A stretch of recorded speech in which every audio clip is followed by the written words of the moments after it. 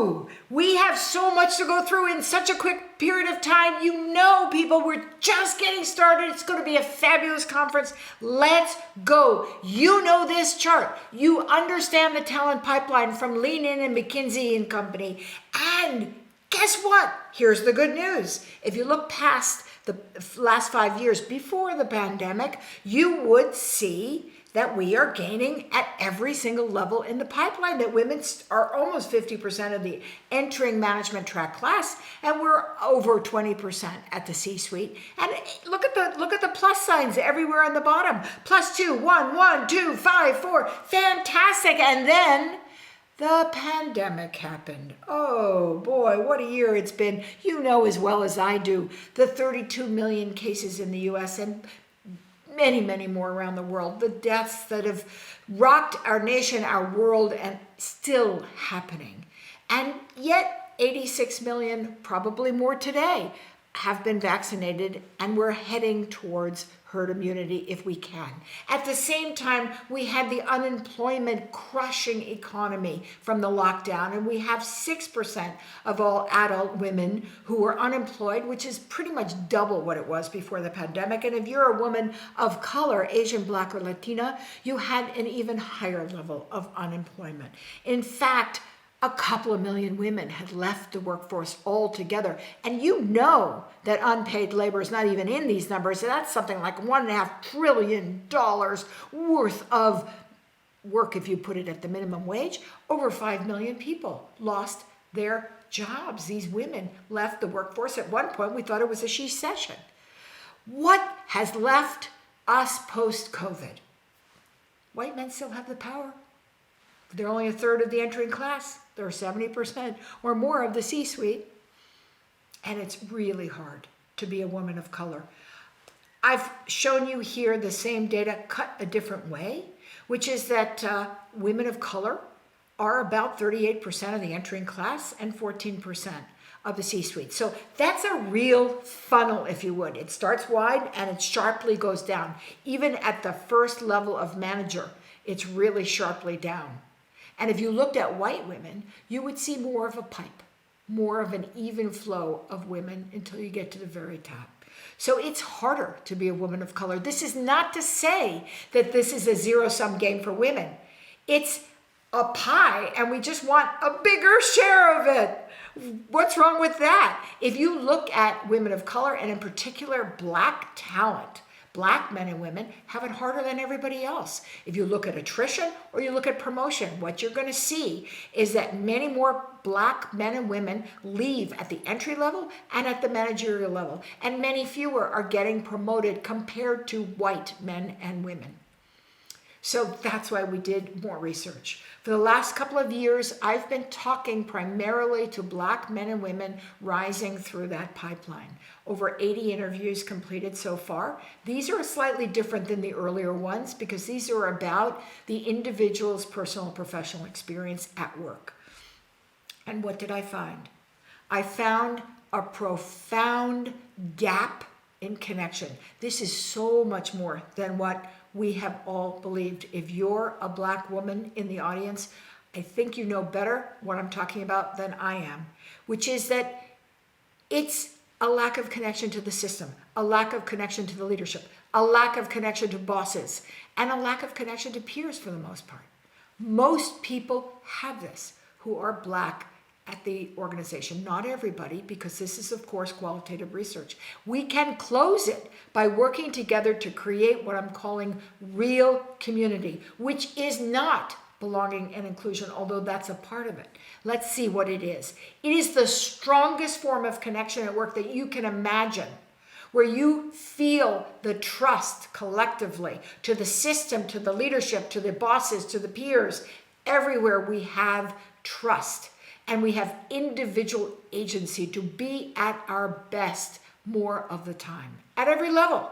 And what do we get if we work towards this? We get performance, resilience, and fulfillment improvement. Not just to ourselves, but the whole company improves.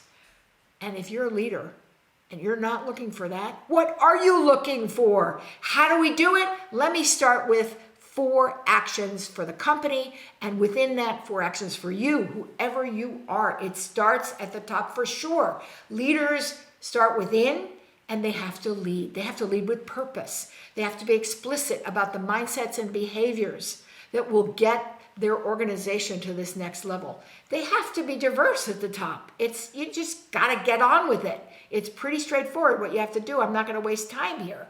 And you have to adjust the work so that diversity is not an add-on, it's integrated, it's part of talent management. And talent management is one of the most important levers that a company has. What can you do, you in the audience? Can you be the catalyst to help leaders have that epiphany that allows them to go, whoa, I had no idea that was going on in this organization. If you can get to that, and you can do it with love and kindness and directness, you are unbelievable. And I know you can do it because that is what we need in order to lead to sustained action.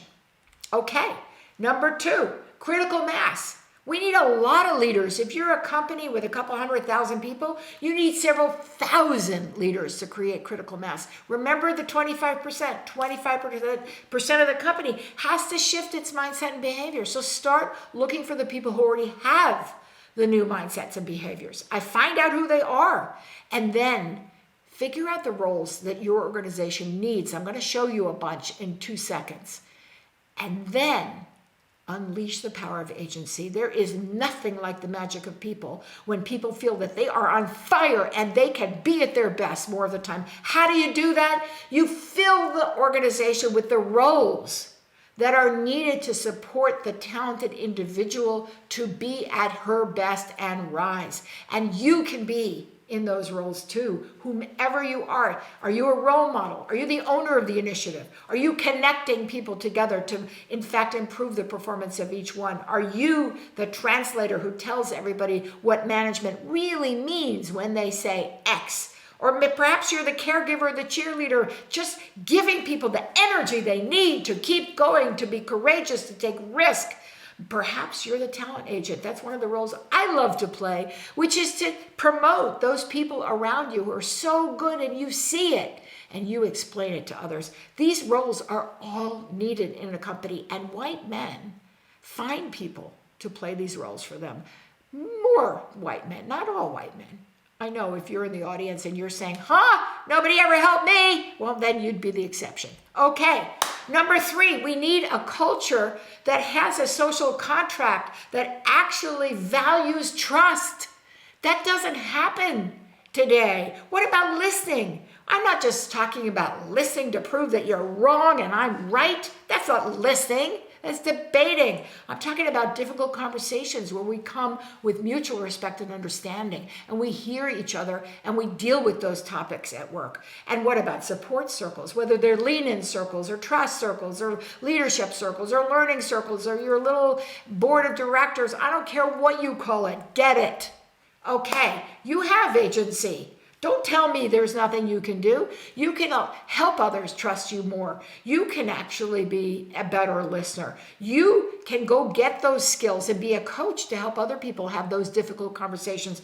And you can gather the support. There are people in this organization who do want you to succeed. Who are they? And are they on your team? Finally, complexity. Remember, I've been talking about complexity for years. Nobody ever understood what I was saying. And I didn't understand what I was saying, and now I understand it.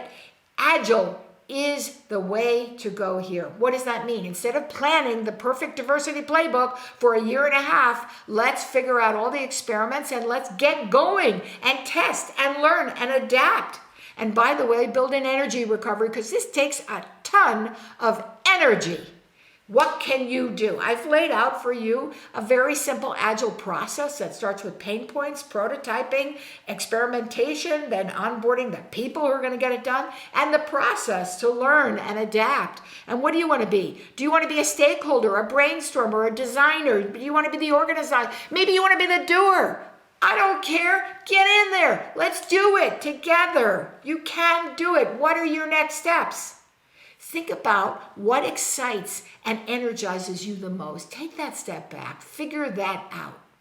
and then figure out the smallest step tied to that excitement that's going to have a big impact that you want to take. And then think about what might be stopping you from taking that step and who can help you break through.